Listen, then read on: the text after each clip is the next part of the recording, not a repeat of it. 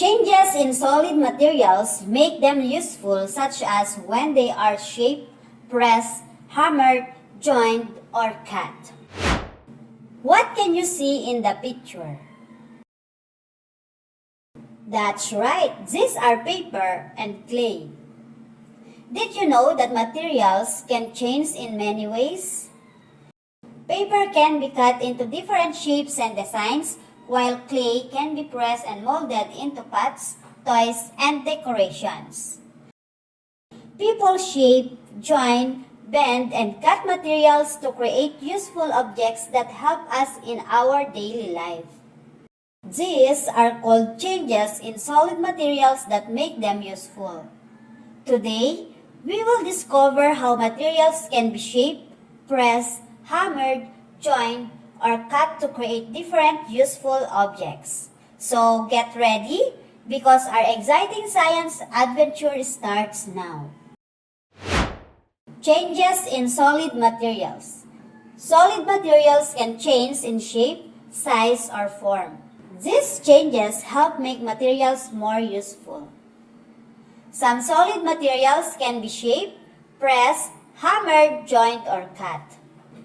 These changes help people create things used at home, in school, and in the community. Here are the different changes in solid materials. First is shaping. Shaping means forming a material into a desired form. Examples: clay shaped into pots, dough shaped into bread, and wood shaped into furniture. Importance: shaping helps create useful and beautiful objects. Next is pressing. Pressing means pushing or flattening a material using force. Examples: flattening dough with a rolling pin, pressing paper to make decoration, and pressing clay into molds. Importance: pressing helps form materials into different designs and shapes. Next is hammering.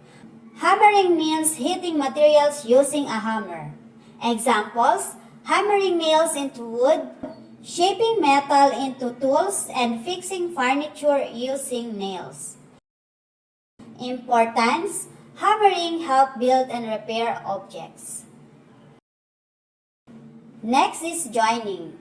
Joining means connecting two or more materials together.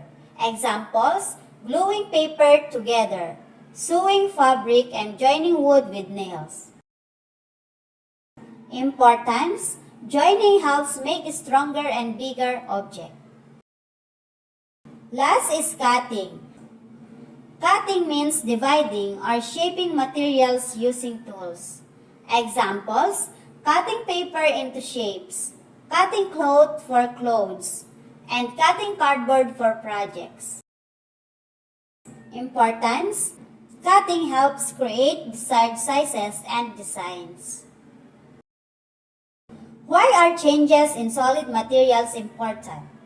Changes in solid materials help people make useful objects, build houses and furnitures, create tools and decorations, repair broken things, and make work easier. Always remember, solid materials can change in shape, size, or form. Materials can be shaped, pressed, hammered, joined, or cut. These changes help make useful objects for everyday life. Different tools are used to change solid materials safely, and we should handle tools carefully to avoid accidents. And now, prepare your pencil and paper for the following activities.